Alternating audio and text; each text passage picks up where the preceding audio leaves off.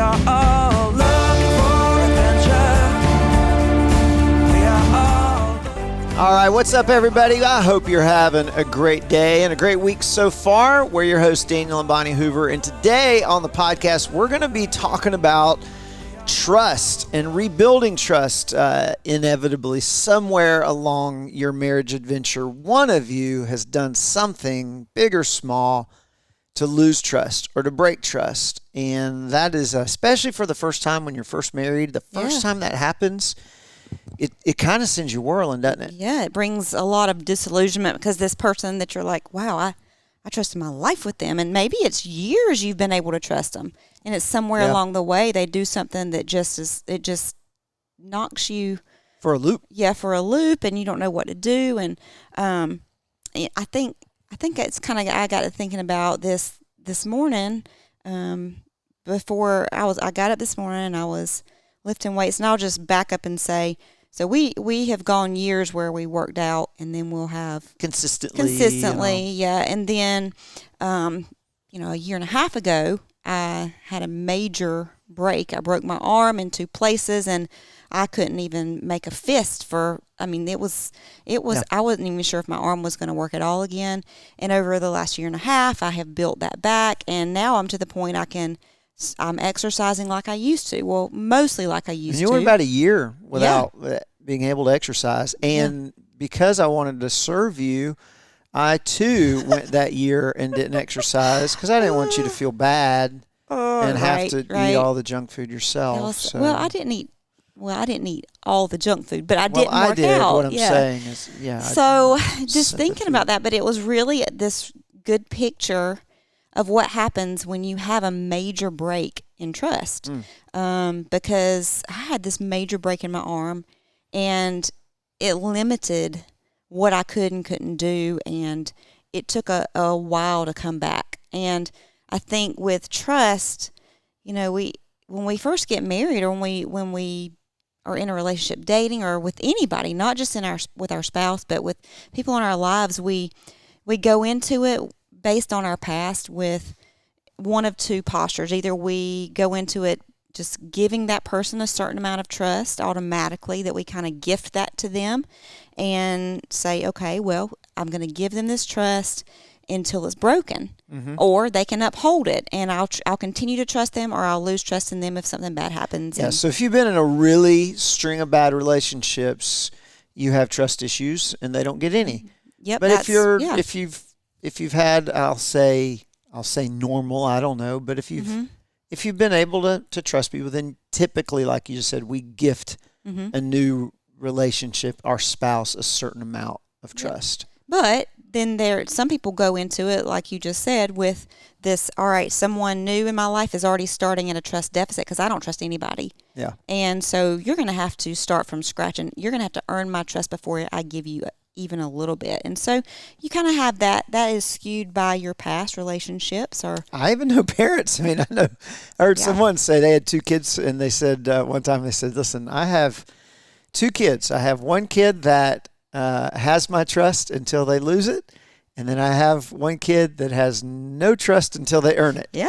So different personalities, different levels of trust. And it was so funny because last night, kind of talking on this trust thing. So Colby wasn't feeling too well, and Colby's a 12-year-old kid. Yeah, he's a good 12-year-old kid. He's a great 12-year-old kid, but he's a 12-year-old boy. And so I don't know what was, he just wasn't feeling right, and he wanted to sleep in the chair in the den and not in his bed. And so I was like, okay, I don't mind if you do this one night. We're not going to do this every night, but one night I'm fine with. And so but before I went to bed, I got to thinking, why? So I took all the remote controls and took them to our bedroom because I could just see 12-year-old kid sitting up watching TV. Sit up, watch TV, or go play games. I think you disabled his computer because we have things that can, parental things. Like his Xbox and all that. All that. And so, because I'm just seeing me walking in and seeing him playing Xbox or on TV. So not that he would do that. Sure. Yeah, right. He's a 12-year-old kid. Yeah. I was a 12-year-old kid. And so I trust Colby with some things, but just because I don't trust any 12-year-old boy. Right. As far, you know. Based on so, history. It's like, based okay. on all of humanity's history of 12-year-old boys. Right. Doesn't matter if they're good or bad. I know. So anyway, true. that's a great example of what you're talking about, though. Yeah. So we have history of knowing that, 12-year-old boys can't be trusted. So. I'll never forget. This is a side story. I'll never forget when Colby was like 3, and I was watching a college football game, and it was his bedtime. Okay. And he had to go to bed, and he was so upset that he didn't get to, because he would watch like 4 quarters of football from Even the time at he was 3, 3. yeah. Yeah. And he was maybe 4. And so he goes to bed like 30 minutes later. Oh, I remember this. I turn around and I look under the kitchen table, and he's sitting underneath the kitchen table watching the football game. Like he wouldn't get busted. Oh, it was incredible. Yep. Well, I didn't know whether to be proud or be mad. I know. So Well, and it's that. I mean, it's like you trust until you don't. In that case, it's like it takes one act to lose a lot of trust, but it takes a lot of time and consistency to regain a small amount of trust once it's been lost, and that's kind of difficult. And this is kind of a heavy topic, but before we dive fully into it, let's have a little fun. all right, so Bonnie and I are Gen X, and our kids are Gen Z. So this is called Do You Know Your Gen Z Slang? Woo! All right. You going with the questions? Oh, yeah. Okay, so the first word is slay. What does it mean? Slay? Slay. Bonnie, you take this one. Right. See me.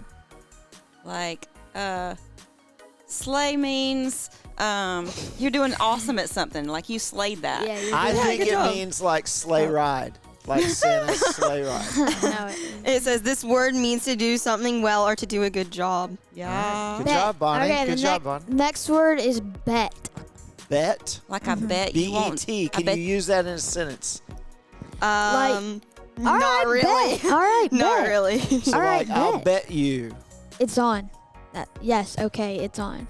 Yeah. Like, All right, did I get that? Yeah, kind of. Yeah, I mean, close enough. Okay. All right. All right. All right. Next. Vibing. Vibing. Like I'm digging that. I'm liking that.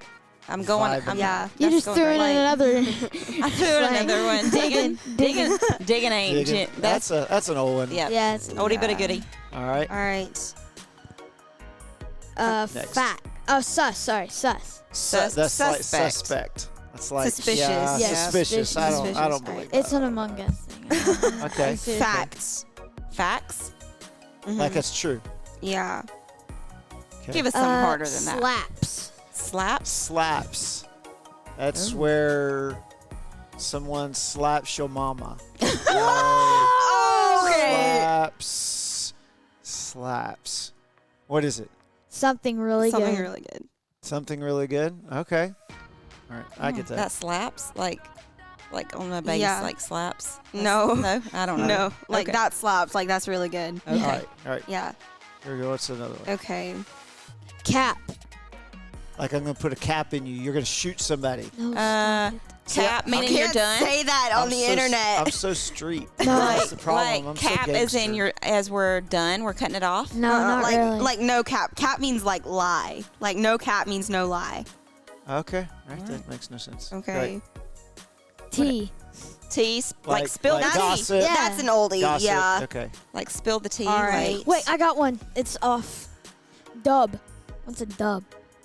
dub. Win. Like Yes. you got the win. Yeah. Oh, All right. oh, like the W. All right. One more. Ghost. Oh, Like you just don't return their call, or Yeah. you just ignore them. Yeah. see, we did Pretty okay. good. Some of these Pretty good. derive from I like, don't- our generation. I don't use a lot of these, but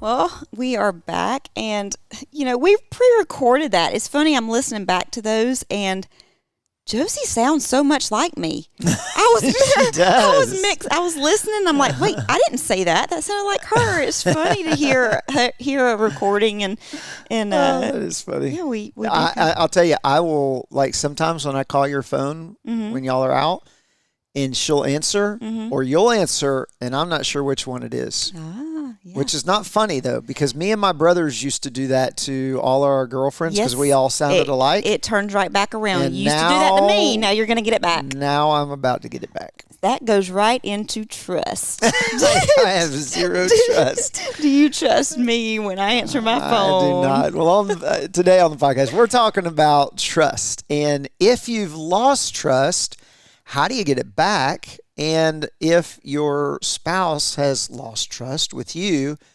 how do you begin to trust again? And this is a deeper topic than a 30-minute podcast, but we're going to hopefully hit it a little bit. Well, I think a lot of this will go, maybe we can draw that illustration. There's so much that applies like to a break in trust, but a break like in my arm, there was a lot that you can kind of, boy, I lived through that and it was difficult. But I think when you've got a break in trust initially, if it's something big, you've got to deal with that initial break thoroughly. So this is critical care. Yes. This is field medic. Yep. Like right at the point of impact. If it's something small, like so I consistently ask you to pick something up from the grocery store on the way home and you consistently forget. Right. There's something as simple to deal with that as, oh man, I'm sorry. I'm going to run to the grocery store right now and go make this right. That can be remedied. Then you can make a note and put it in your phone. And there are simple steps to stuff like that. And some stuff like that is just realizing our spouse's personality is different than ours. And if you're asking me over and over to remember something, you can kind of chalk it up as that Daniel's just not good at that. And I can make a note or you can send me a text. Yeah. There's workarounds, like you said. Yeah. There's workarounds. We all have our strengths and weaknesses in our personality. And some of those things were very endearing when we were dating, but now they're annoying because we're counting on them. Yeah. But there's workarounds, right? So the workaround is, listen, can you please just put me a list on the fridge, right? Or can you text me? And I've heard couples say, I don't want to have to do that. Well, you know what? There's parts of their personality that's different from yours that's better.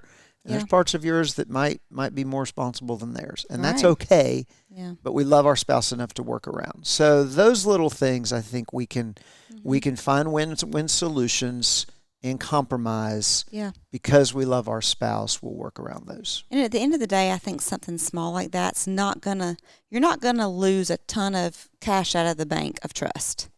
No, those are just going to be little, okay. Not unless it's building on other things that you have lost trust. So what about if it is something egregious, that something happens that you discover something that you really can't trust?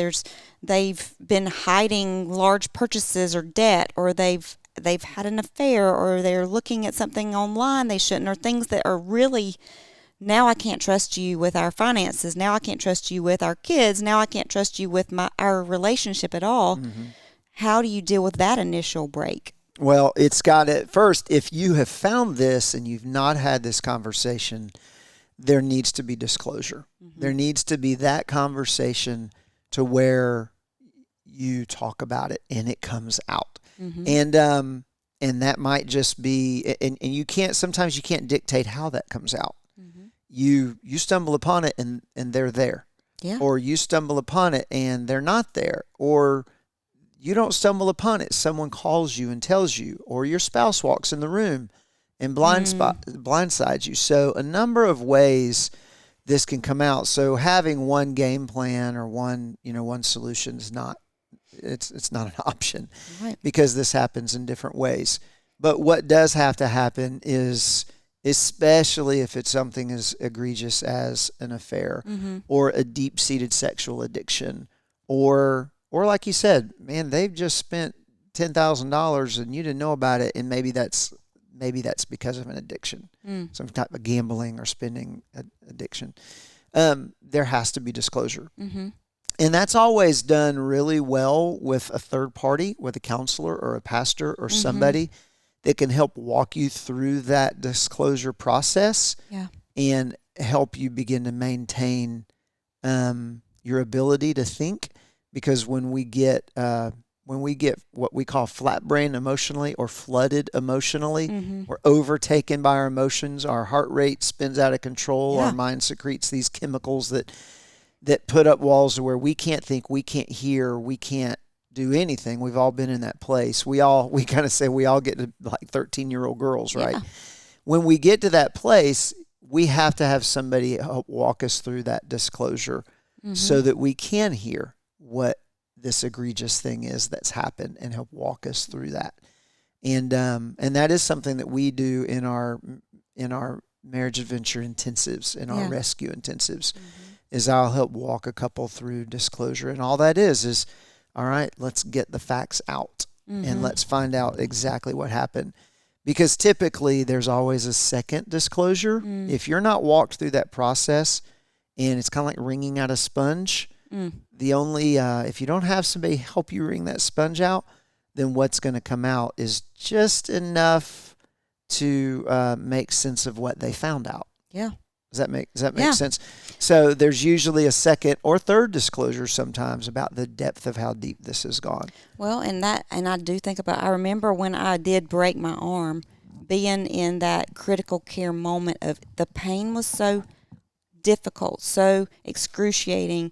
I had to be helped to go and get the x-rays, and the care team around me had to help walk me through that because the pain was so intense. I couldn't think. I couldn't make sense of what had happened. Then they began to put it under the x-ray and see what had really happened and how it could be put back together. And you might be in a season of this. We need critical care. We need a team of people who love us, a team of outside impartial people to help us analyze this initial break in trust, this initial, how deep does this go?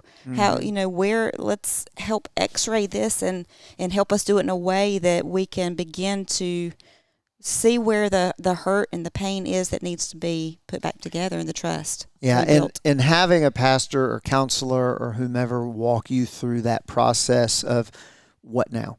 Because really what's happened, and it's the same as grief is if you've ever lost somebody, you're in this fog. You're at ground zero. You're in this fog for a week or so, or two. And it's kind of like being underwater with the tides and the waves crashing down. Yeah. You don't know which way's up, which way's down, which way to go. And having someone help kind of hold your hand and walk you through that. To get back on your feet. And I think that goes for both parties. Yes. So with the initial break, critical care surgery has to happen, and you're going to have help. So reach out to a pastor, a counselor, or like I said, we do that with our rescue intensives here. Well, and then I think once you get through that initial triage and you've kind of been able to walk through and some of the pain has subsided, maybe some of the swelling's gone down, and the surgery, you've started dealing with some of the issues. It takes a long time to come back to maybe I know when they put my arm back together with the plates and all that stuff, there was a long time, there was a lot of pain, and I had to go through physical therapy to help learn how to use those muscles again. I had to put up things in place I had guards in place where, I had people that helped me cook. I had to go into therapy and work those muscles and consistently work on that injured area in a way that would bring back health. And, it's that in our relationship, it means putting maybe some strict boundaries in place that, okay, we've determined these were unhealthy things. Like for me, I was not going to get a lawnmower for a while because I broke my arm on the lawnmower. Yeah. It's like, I'm not going to do these things because the heavy lifting is still painful. And we might have to be cautious in our relationship as we walk through putting life back together and remove temptations from the person. And, if it was whatever it was, maybe if it was a financial thing, then the other partner takes on, I'm strictly handling these things for a while. I'll kind of give you some allowance for a little bit. Or if it's something like that, or if it's, they were looking at something they shouldn't online consistently, we're putting up filters. Well, that needs to happen anyway for every couple, whether they're, filters on your computer. Yes, phones, yes. Change of activities or friends or places you go. Yeah, and there's some of those things that are just really practical, understandable things. If you've been in an affair and this person was at the workplace, well, okay, you're not going back into that same workplace with that person. Something's got to happen there, whether it's a change of job or move or what have you. Mm-hmm.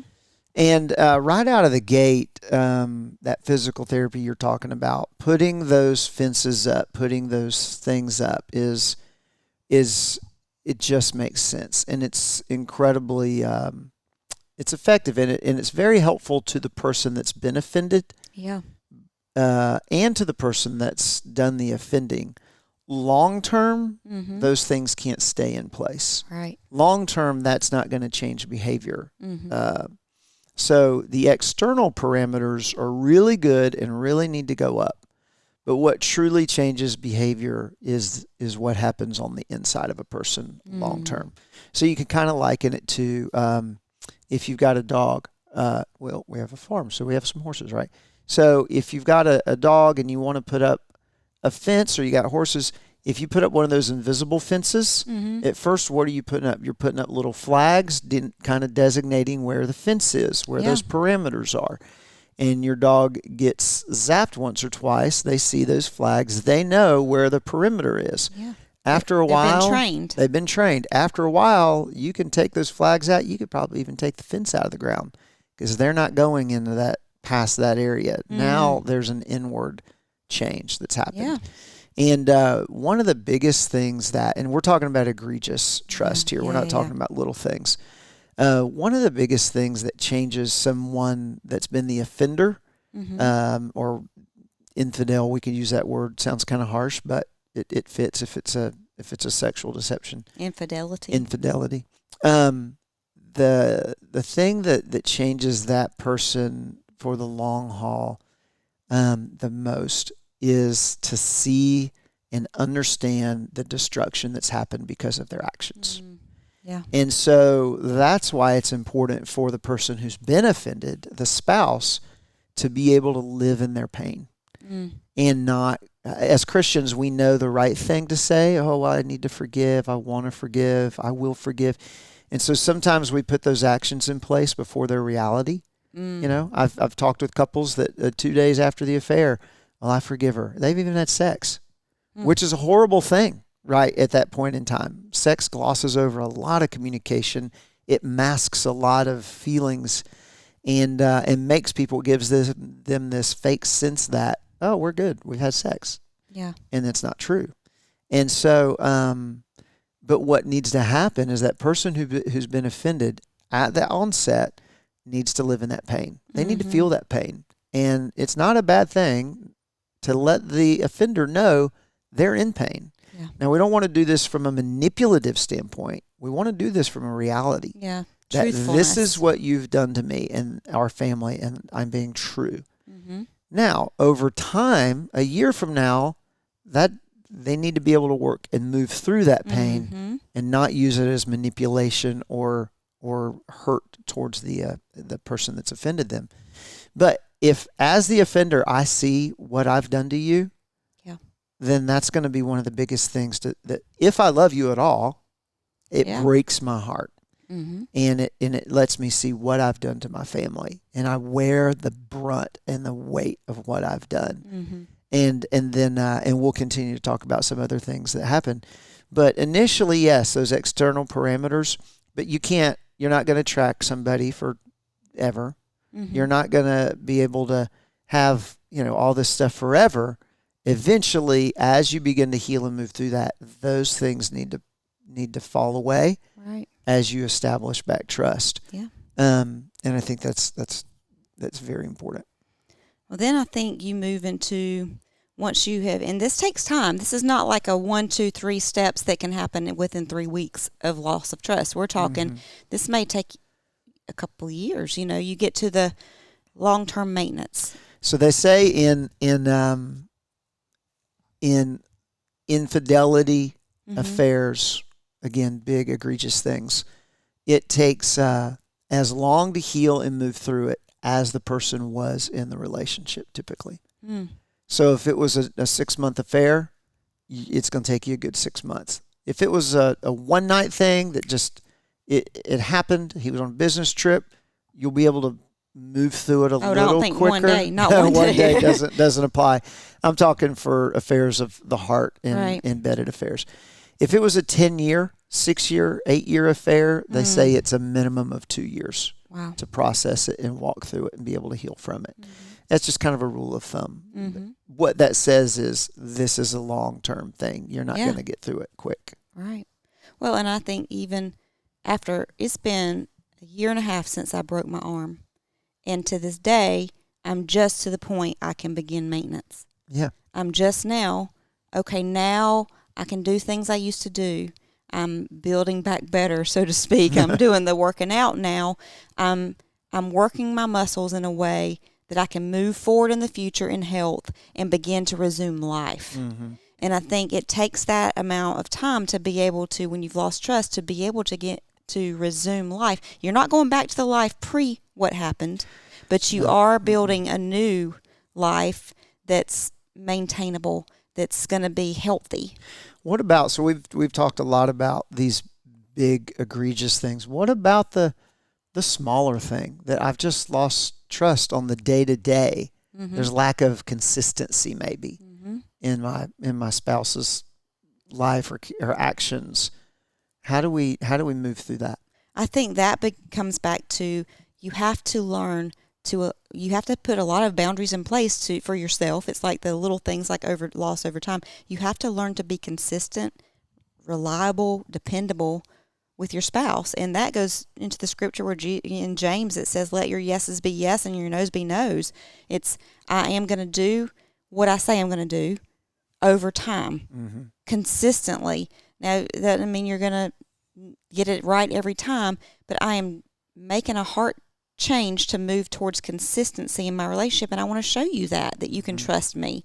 And that just, it's like with our kids, we've told them, all right, so here are the things you can do to build some trust back. And now they're not going to get it right every time, but if we see they're consistently doing those things, trying to rebuild trust, then they gain that trust back. Consistency over time is truly the remedy for building trust back. Consistent behavior over a long period of time, and is the remedy for that. And it's really funny in our kids' lives. I'm seeing there's something that they're both doing consistently over time, and we're seeing big changes. Right. So Josie has doven. She has dived. She has gone full head into music and instruments and all. And man, she is probably an hour or two a day she spends playing guitar or piano or singing or songwriting or something. And she's done this for going on a year. Yeah. And man, the strides she's making. I mean, unbelievable at 13. And Colby has started working out. And so he's consistently been working out 3 to 4 days a week for, a month or two. And I told him, he'd work out one time, he's like twice, and he's like, it's not working. I don't have a 6-pack yet. And I'm like, buddy, it's consistency over time. It's the boring thing over time, and you'll begin to see gains from it. And now 2 months in, it's funny. He'll look and I'll see him catching himself in the mirror. I'll see him, and I'll, we'll be tussling. I'm like, man, you're He's tight. tightening up. Yeah. And you're not a, miserable goo anymore. You're actually tightened up. But that's the same thing with trust. It's doing the boring, consistent, right thing over a long period of time. Well, and then your health, you begin to do the things consistently that build health. You're investing time in your relationship.